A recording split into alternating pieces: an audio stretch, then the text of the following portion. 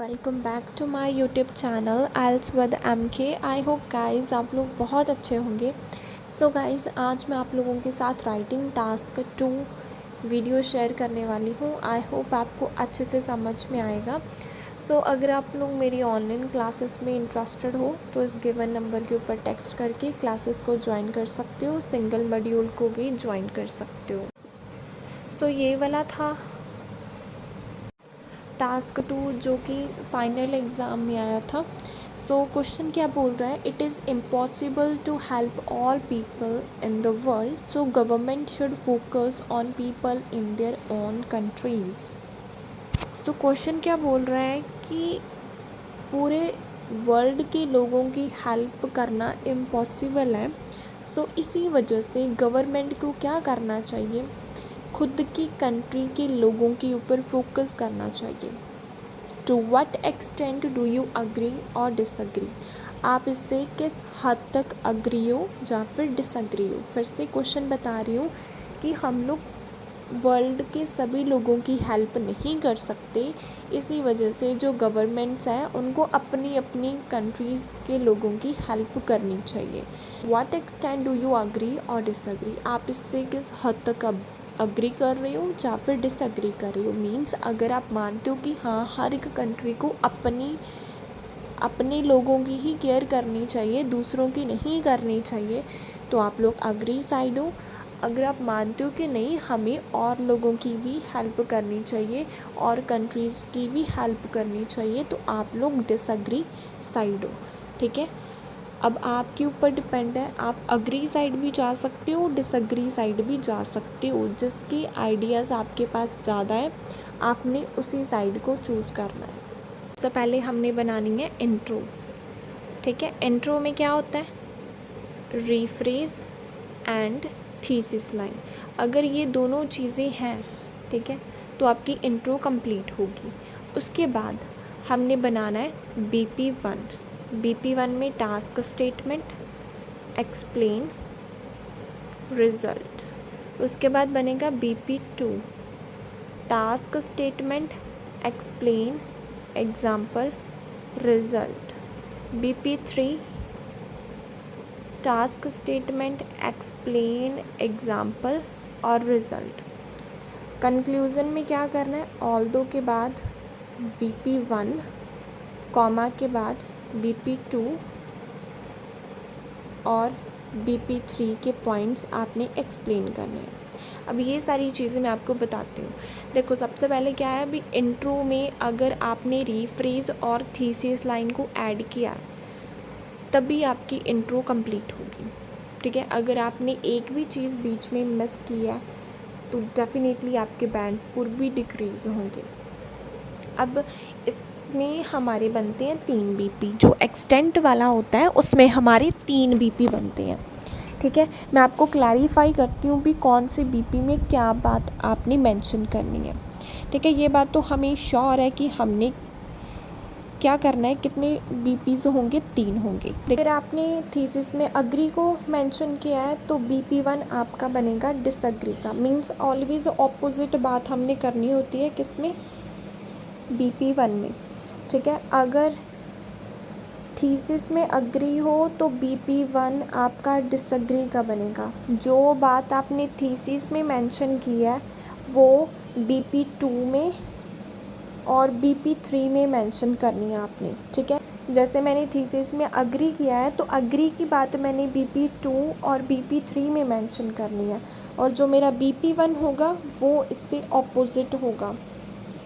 अब सपोज़ करो कि आपने क्या किया, आपने थीसिस में किस चीज़ को मेंशन कर दिया, आपने थीसिस में है वो डिसअग्री बोल दिया। ठीक है, थीसिस में आप डिसअग्री हो तो BP1 आपका अग्री का बनेगा। जो बात आपने मेंशन की है थीसिस में वो BP2 और BP3 में जाएगी। ठीक है, ये चीज़ का ध्यान रखना है कि BP1 हमेशा ऑपोजिट बनता है। आफ्टर दैट BP1 में आपने कभी भी एग्ज़ाम्पल नहीं डालनी है। ठीक है, BP1 में एग्ज़ाम्पल नहीं आएगी, सिर्फ देखो टास्क स्टेटमेंट, एक्सप्लेन एंड सीधा मैंने रिज़ल्ट निकाला है। ऑल्दो के बाद आपने BP1 का पॉइंट लिखना है। ऑल्दो के बाद आपने BP1 का पॉइंट लिखना है, ठीक है। कॉमा के बाद आपने BP2 और BP3 का पॉइंट लिखना है। मैं आपको करके बताती हूँ, फिर आपको बहुत अच्छे से क्लैरिफिकेशन होगी। देखो गाइस, अगर आप स्ट्रक्चर ही नहीं सही लिखोगे तो आपके स्कोर कहाँ से आएंगे। बहुत सारे स्टूडेंट क्या करते हैं, उनको लगता है कि उनका आइडिया नहीं सही है, लेकिन ऐसा नहीं होता है। आइडिया सम टाइम आपका सही होता है, लेकिन आप स्ट्रक्चर ही रॉन्ग फॉलो करते हो, जिसकी वजह से आपकी बैंड स्कोर है वो डाउन होते हैं। सो मेक श्योर भी आपने अच्छे से क्या करना है, स्ट्रक्चर को समझना है। सो ये देखो, क्वेश्चन मैंने आपको समझा दिया था। क्या चीज़ बोली है भी, सभी लोगों की हेल्प करना दुनिया में पॉसिबल नहीं है, इसी वजह से जो गवर्नमेंट है उनको अपनी कंट्री के लोगों के ऊपर ही फोकस करना चाहिए। आप इससे किस हद तक अग्री हो या फिर डिसअग्री हो। सबसे पहले देखो, मैंने रीफ्रेज किया, मैंने अपने तरीके से रीफ्रेज किया है, आप लोग अपने तरीके से करो, गलत कोई भी नहीं होगा, ठीक है ना। सो देखो, इट इज़ कंसीडर्ड दैट, ये बात मानी जाती है, it is a herculean task. Herculean task means a difficult task to support all the world resident. पूरी दुनिया के लोगों को सपोर्ट करना इम्पॉसिबल है, बहुत डिफ़िकल्ट है। ड्यू टू दिस, इस रीज़न की वजह से law maker should emphasis on their domestic satisfaction rather than offering international aid. इसी वजह से जो लॉ मेकर है, जो गवर्नमेंट है, उसको एम्फसिस मीन फोकस, उसको फोकस करना चाहिए खुद की कंट्री के ऊपर, इंटरनेशनल हेल्प के ऊपर फोकस नहीं करना चाहिए उसको। देखो, सबसे पहले मैंने इट इज़ कंसीडर्ड दैट से शुरू किया, इम्पॉसिबल को मैंने हरकुलिन टास्क बोल दिया, ठीक है। हेल्प की जगह पर सपोर्ट बोल दिया। यहाँ पे था all people in the world, मैंने बोल दिया all of the world residents, ठीक है। फिर उसके बाद गवर्नमेंट को मैंने लॉ मेकर बोल दिया, फोकस का एम्फसिस हो गया, ठीक है। यहाँ पे अभी खुद की कंट्री के लोगों के ऊपर फोकस करना चाहिए, मैंने क्या बोल दिया, उनको डोमेस्टिक सेटिस्फेक्शन के ऊपर फोकस करना चाहिए, ना कि इंटरनेशनल हेल्प के ऊपर, ठीक है। अगर आप देखो, दोनों को पढ़ के दोनों का मीनिंग सेम है, मीनिंग में कोई चेंज नहीं है, सिर्फ मैंने सिनोनिम को ऐड किया है। अगर आपको ऐसे सिनोनिम आते हैं तो डेफिनेटली आप बहुत अच्छे से रीफ्रेज है करोगे, क्योंकि आपको पता है फर्स्ट एक्सप्रेशन जो होता है वो लास्ट एक्सप्रेशन होता है। सो अगर आपने इंट्रो अच्छे से बनाई होगी तो डेफिनेटली आपके जो बैंड स्कोर है वो बहुत अच्छे आएंगे। सो ऑलवेज़ अच्छे से अच्छी अपनी इंट्रो है उसको डिज़ाइन करना है। उसके बाद थीसिस लाइन देखो, I largely agree with this set notion, मैं इससे अग्री हूँ, मैं इससे सहमत हूँ भी गवर्नमेंट को अपनी कंट्री के ऊपर ही फोकस करना चाहिए। And reasons I will articulate in the fourth coming paragraphs. जो रीजंस होंगे वो मैं आर्टिकुलेट मीन्स एक्सप्लेन करने वाली हूँ, आने वाले पैराग्राफ्स में मैं बताने वाली हूँ भी मैं क्यों अग्री हूँ, ठीक है। अब मैंने आपको समझाया कि अगर मैंने थीसिस में अग्री लिखा है तो BP1 हमारा डिसअग्री का बनेगा, तो थीसिस में मैं अग्री हूँ तो BP1 मेरा क्या बनेगा, डिसअग्री का बनेगा। सो देखो, to commence with disagreement, disagreement से शुरू करते हैं। Government ought to help other nations. अब मैंने क्या बताया कि गवर्नमेंट है उसको दूसरे कंट्रीज़ की हेल्प करनी चाहिए। The first and foremost reason, जो मेन रीज़न है इसके पीछे, इट में search intimate relation among countries, countries के बीच में बहुत अच्छे रिलेशंस हैं वो बनेंगे, ठीक है। सो मैंने क्या बोला भी, उनको एक दूसरे की हेल्प करनी चाहिए बिकॉज रिलेशनशिप्स काफ़ी अच्छे होते हैं। अब मैंने ये चीज़ को समझाना है भी कैसे कैसे इससे रिलेशनशिप है वो अच्छे होते हैं। टू एक्सप्लेन इट का मैंने कनेक्टर यूज़ किया। It is the moral responsibility of the authority to lend help to other countries because majority of the indigenous in the globe are suffering from diseases as well as natural disaster. But if they assist others during arduous time, then it will ensure the peace along with the harmony with the foreigners. So मैंने क्या इसमें चीज़ बताई है भी, ये क्या है, एक दूसरे की हेल्प करना हर एक पर्सन की क्या होती है, मॉरल रिस्पॉन्सिबिलिटी होती है, क्योंकि पूरी दुनिया में बहुत सारे लोग हैं जो कि डिजीज़ और नेचुरल डिज़ास्टर से सफ़र कर रहे हैं। सो अगर जो कंट्रीज़ हैं वो एक दूसरे की हेल्प करती हैं डिफ़िकल्ट टाइम में, arduous time means difficult time में, देन कंट्रीज़ के बीच में पीस हारमनी है वो बनी रहेगी, मतलब रिलेशनशिप है उनका काफ़ी अच्छा एक दूसरे के साथ बनेगा। पॉइंट क्या था मेरा, रिलेशनशिप अच्छा होगा। एक्सप्लेन किया कैसे होगा भी, अगर हम डिफ़िकल्ट सिचुएशन में एक दूसरे का साथ देंगे तो डेफ़िनेटली जो कंट्रीज़ के बीच में है वो हारमनी है वो बनी रहेगी। अब इसका रिज़ल्ट निकालना है, एग्ज़ाम्पल इसमें हमने नहीं डालनी है।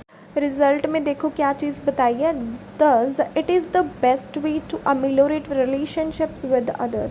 सो ये एक बहुत अच्छा तरीका है रिलेशनशिप्स को अमेलियोरेट करने का। अमेलियोरेट मीन्स इम्प्रूव करने का, ये बहुत एक अच्छा तरीका है।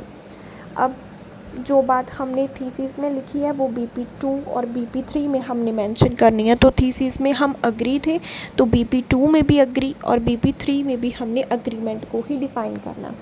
मूविंग टुवर्ड्स अग्रीमेंट, अग्रीमेंट की तरफ मूव करते हैं। Why they had better focus on their native country, भी क्यों उनको अपनी कंट्री के ऊपर फोकस करना चाहिए। द पैरामाउंट कॉज, जो मेन रीज़न है इसके पीछे, सिटीज़न ऑफ एवरी नेशन पे टैक्सेस टू एडमिनिस्ट्रेशन, क्योंकि जो रेजिडेंट होता है एक कंट्री का वो गवर्नमेंट को टैक्स देता है। सो इसी वजह से उनको अपनी कंट्री के ऊपर फोकस करना चाहिए। अब इस पॉइंट को मैंने एक्सप्लेन करना है, जो मैंने टैक्स वाला पॉइंट बताया ना इसको मैंने एक्सप्लेन करना है भी क्यों, ठीक है। To explicate it, when masses give money to the bureaucracy, जब लोग हैं, मासेस मीन्स पीपल, जब लोग हैं वो मनी देते हैं गवर्नमेंट को, then they might be expected government support return, वो वापसी में क्या चाहते हैं उनसे, गवर्नमेंट का सपोर्ट चाहते हैं, like better roads, hospital, transportation and many more. Due to this reason they should give first priority to their resident. So मैंने क्या बोला कि जो गवर्नमेंट है उसको सबसे पहला फोकस है वो अपनी कंट्री के ऊपर देना चाहिए, क्योंकि गवर्नमेंट के पास जो पैसा आता है वो कहाँ से आता है, लोगों की वजह से आता है, क्योंकि लोग उनको टैक्स देते हैं। फिर उस चीज़ को मैंने एक्सप्लेन किया कि जो लोग हैं वो अपनी इनकम का पार्ट है वो गवर्नमेंट को देते हैं और रिटर्न में वो उनका सपोर्ट चाहते हैं, किस में, फैसिलिटीज़ में, ठीक है, ट्रांसपोर्टेशन में, हॉस्पिटल में, रोड में। सो इसी वजह से क्या है कि जो गवर्नमेंट है सबसे पहले उनको अपनी कंट्री के ऊपर फोकस करना चाहिए, ना कि इंटरनेशनल हेल्प में।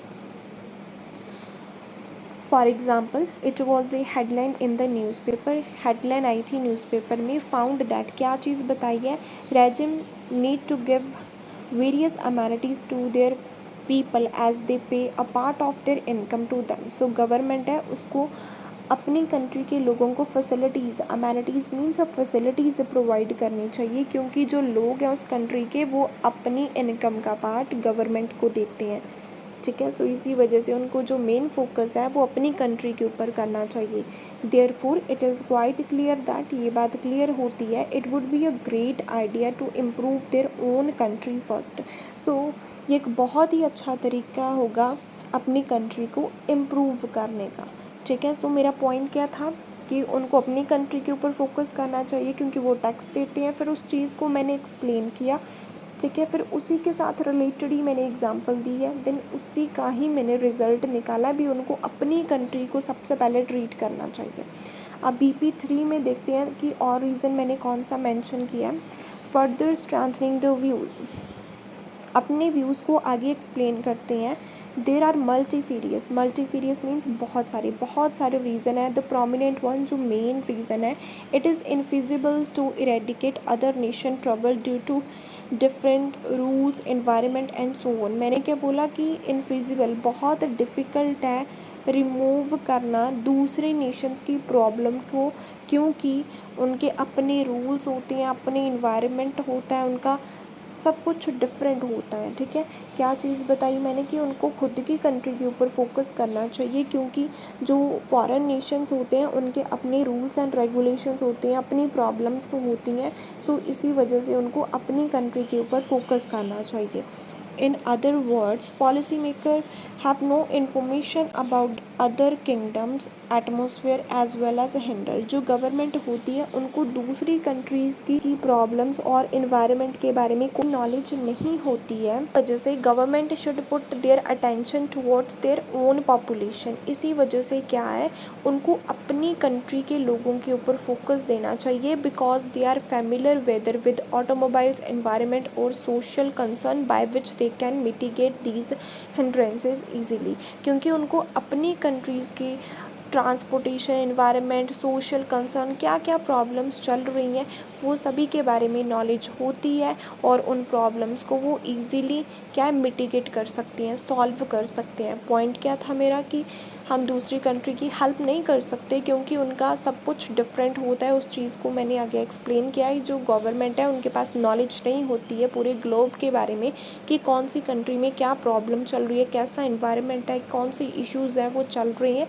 इसी वजह से उनको अपनी कंट्री के ऊपर फोकस करना चाहिए, क्योंकि उनको अपनी कंट्रीज़ की जो एनवायरनमेंट है, जो अपनी कंट्रीज़ की प्रॉब्लम्स के बारे में उनको पता होता है। सो उन प्रॉब्लम्स को वो इजीली सॉल्व कर सकते हैं। To epitome, a survey was conducted in the world revealed that territories are trying to eliminate their personal issues just because they have much knowledge about the countries. So क्या बोला मैंने, जो countries हैं वो खुद की प्रॉब्लम्स को solve कर रहे हैं क्योंकि उनको अपनी प्रॉब्लम्स के बारे में ज़्यादा नॉलेज है। ठीक है, वो इंटरनेशनल हेल्प नहीं प्रोवाइड कर रहे हैं, वो सिर्फ खुद की हेल्प कर रहे हैं क्योंकि उनको अपनी प्रॉब्लम्स के बारे में नॉलेज है कि किस तरीके से उन्होंने सॉल्व करना है। Hence it's proof that domestic assistance is more fruitful instead of rendering an international aid. So ये बात प्रूफ होती है कि खुद की कंट्री की हेल्प करना ज़्यादा फ़ायदेमंद होता है। किसके कंपैरिजन, इंटरनेशनल हेल्प के कंपैरिजन खुद की कंट्री की हेल्प करना ज़्यादा बेटर होता है। कंक्लूज़न में क्या करना है, ऑल्दो के बाद BP1, कॉमा के बाद BP2 एंड BP3 के पॉइंट्स को मैंने मेंशन किया। टू कंक्लूडेड बहुत सिंपल कनेक्टर यूज़ किया, कोई रिकैप्चुलेट ऐसे वर्ड नहीं मैंने यूज़ किए। Although adding other nation during hard time accelerate bondings, मैंने क्या बोला, चाहे अगर हम एक दूसरे की हेल्प करते हैं डिफ़िकल्ट टाइम में, उससे क्या होता है, बॉन्डिंग्स है जो कंट्रीज़ के बीच में वो अच्छी होती है। BP1 में यही बात बोली थी ना, रिलेशनशिप अच्छा होता है। तो ऑल्दो के बाद BP1, कॉमा के बाद BP2 एंड BP3 के points. But I believe that, लेकिन मुझे ये चीज़ लगती है, focusing on countries multitudes is worth while not only for country development but also for their survival. So क्या चीज़ मैंने बोल दिया कि अगर हम खुद की कंट्री की हेल्प करते हैं तो उससे कंट्री भी डेवलप होती है और लोग भी एक अच्छी ज़िंदगी है वो स्पेंड कर सकते हैं, अच्छी ज़िंदगी है वो जी सकते हैं। सो इसी वजह से क्या है, उनको अपनी कंट्री के ऊपर फोकस करना चाहिए। सो देखो बहुत ही इंटरेस्टिंग टॉपिक है। पहले में मैंने डिसएग्री बताया भी, उनको दूसरी कंट्रीज़ की हेल्प करनी चाहिए क्योंकि रिलेशनशिप्स अच्छे होते हैं। BP2 में मैंने क्या चीज़ बताई है भी नहीं, उनको खुद की कंट्री की हेल्प करनी चाहिए क्योंकि सिटीज़न है वो उनको पैसा देते हैं टैक्स की फॉर्म में। BP3 में मैंने क्या चीज़ बताई है कि जो गवर्नमेंट होती है उनको दूसरी कंट्रीज़ के बारे में नॉलेज नहीं होती है ज़्यादा, सो इसी वजह से उनको खुद की कंट्री के ऊपर फोकस करना चाहिए। ठीक है, सो आई होप आपको अच्छे से समझ में आया होगा। सो अगर आपको समझ में आया तो चैनल को सब्सक्राइब, शेयर एंड वीडियो को लाइक ज़रूर करना। Thank you for watching and supporting IELTS with MK channel.